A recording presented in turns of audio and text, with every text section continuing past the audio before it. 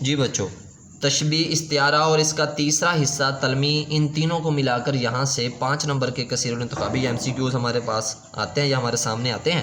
تلمیح، تلمیح عربی زبان کا لفظ ہے۔ یاد رکھیں کوئی بھی اصطلاح ہے تو آپ نے سب سے پہلے یاد رکھنا ہے وہ کس زبان کا ہے۔ تلمیح عربی زبان کا لفظ ہے، اس کے معنی ہوتے ہیں اشارہ کرنا، یعنی شعر میں، نثر میں کہیں بھی کوئی ایسا لفظ جس کو پڑھ کے ہمارے ذہن میں کوئی واقعہ آئے، ہمارا ذہن کسی واقعے کی طرف چلا جائے۔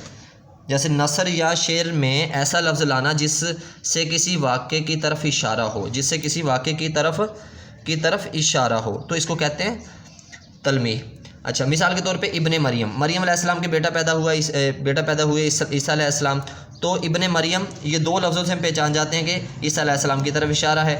کچھ تلمیحات ہوتی ہیں اسلامی، جو اسلامی واقعات کی نشاندہی کرتی ہیں، جیسے حسن یوسف علیہ السلام کے حسن کے بارے میں، اور یہ ایک واقعہ آتا ہے زلیخا کے ساتھ، جو ایک واقعہ ہے کہ جس میں جب وہ بازار سے گزرے، زلیخا کے سامنے سے جہاں عورتیں بھی بیٹھی ہوئی تھیں اور عورتوں کے ہاتھوں میں جو چھریاں اور پھال تھے، جب یوسف علیہ السلام گزرے تو انہوں نے کیا کیا کہ وہ اتنا یوسف علیہ السلام کے حسن میں کھو گئیں کہ اپنی انگلیاں تک کاٹ لیں۔ اس طرح کا وہ جو واقعہ اس صورت میں جو ملتا ہے وہ حسن یوسف کے نام سے 2 لفظوں سے منسوب کیا جاتا ہے۔ جہاں حسن یوسف لفظ پڑھیں گے تو کیا ہوگا، ہمارے ذہن میں واقعہ فوری آئے گا۔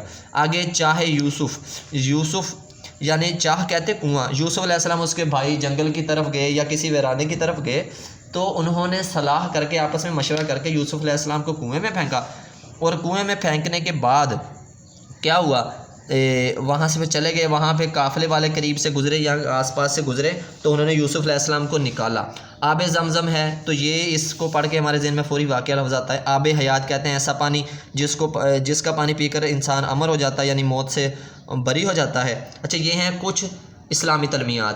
اس میں آپ کوہ طور یعنی موسیٰ علیہ السلام نے جب اللہ سے درخواست کی، اپنے دیدار کی، تو وہ واقعہ آ جاتا ہے۔ اس کے بعد کچھ عشقیہ داستان، عشقیہ تلمیحات جو ایک لفظ سے ہم منسوب کر لیتے ہیں، یہ ایک لفظ سے ہم جان سکتے ہیں، جیسے لیلا۔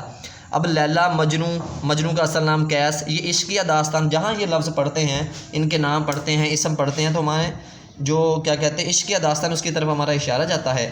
ہیر پڑھتے ہیں، کہیں لفظ رانجھا پڑھتے ہیں تو کیا ہوتا ہے، وہاں ہمیں عشقیہ داستان کی طرف ہمارا خیال جاتا ہے۔ سسی پونو، یہ بھی ایک عشقیہ داستان ہے۔ شیریں اور فرہاد، یہ بھی ایک عشقیہ داستان ہے۔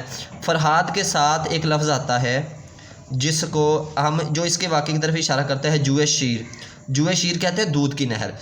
شیریں اور فرہاد کے واقعے میں جو فرہاد کے لیے جو ایک کام اس کو دیا گیا تھا شیریں کے کیا کہتے ہیں باپ کی طرف سے، وہ یہ تھا کہ دودھ کی نہر بنائی جائے، یا جو پہاڑ ہے اس کو توڑ کر یہاں سے رستہ بنایا جائے، تو یہ ایک واقعے کی طرف اشارہ ہے جو جوئے شیر کے نام سے یعنی دودھ کے نہر سے بھی منسوب ہے۔ جہاں لفظ شیری پڑھیں گے وہ، یا کہیں بھی لفظ ہم فرہاد پڑھیں گے، یہ دونوں لفظ کیا ہیں، یہ اشارہ کرتے ہیں کسی واقعے کی طرف۔ ایک لفظ پڑھیں، 2 پڑھیں، سیتی اور مراد، یہ بھی ایک عشقیہ داستان ہے۔ یہ بھی 2 لفظوں کے ذریعے سے ہمیں کوئی داستان ہمارے ذہن میں آتی۔ اچھا بچوں، اس کے بعد یہ تو کچھ تلمیحات، کچھ اسلامی اور کچھ آ گئیں کیا کہتے ہیں عشقیہ۔ اس کے بعد کچھ تاریخی تلمیحات بھی ہیں۔ جام جم سے مراد جمشید ہے، ایران کا بادشاہ تھا، اس کے پاس کہتے ہیں کہ جادوئی پیالہ تھا، اس میں نقشہ نظر آتا۔ جام جم یا ساگر جم، تو ایران کا بادشاہ تھا جمشید، اس کے پاس نا پیالہ ہوتا تھا، تو اس پیالے میں اس کو نقشہ نظر آتا تھا، تو واللہ عالم وہ جادو کا تھا یا جیسے بھی تھا، لیکن یہ واقعہ مشہور ہے جام جم یا ساگر جم۔ کسی بھی شعر میں یہ لفظ سارے آ سکتے ہیں تلمیحات کے، کسی بھی مصرے میں آ سکتے ہیں، کسی جملے میں آ سکتے ہیں، یا آپ کو ایک لفظ دے کے بتایا جا سکتا ہے، پوچھا جا سکتا ہے یہ لفظ کیا ہے، تو آپ نے تلمیح پر یہ اس کی نشاندہی کرنی کہ تلمیح ہے یا نہیں۔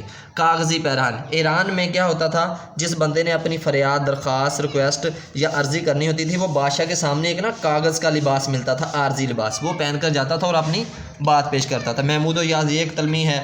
اس کے بعد اور واضح کرنے کے لیے یہ لفظ دیکھیں 9/11 آپ کے سامنے آتا ہے تو آپ کے ذہن میں فوری وہ امریکہ کے ورلڈ ٹریڈ سینٹر والا جو واقعہ ہے وہ واضح ہو جاتا ہے۔ تو دیکھیں 2 لفظوں سے آپ نے کیا کیا، 2 ہندسوں سے فوری آپ کا جو ذہن ہے وہ کسی واقعے کی طرف چلا گیا۔ آپ کہتے ہیں سانحہ APS، تو سانحہ پشاور جو ہوا عربی پبلک اسکول پر، یہ سانحہ APS، یہ 2 لفظ پڑھنے سے آپ کے ذہن میں فوری کیا آتا ہے، واقعہ آتا ہے۔ تو بچوں تلمیح یہ ہے کہ شعر میں یا کہیں بھی ایسا ایک لفظ لے کے آنا جس کو پڑھ کر آپ کے ذہن کسی واقعے کی طرف جائے، آپ کے ذہن میں کوئی واقعہ آئے، یا آپ کا ذہن میں کوئی واقعہ گردش کرے، یا آپ کا جو خیال ہے وہ کسی واقعے کی طرف چلا جائے، اس کو بچوں کہتے ہیں تلمیح۔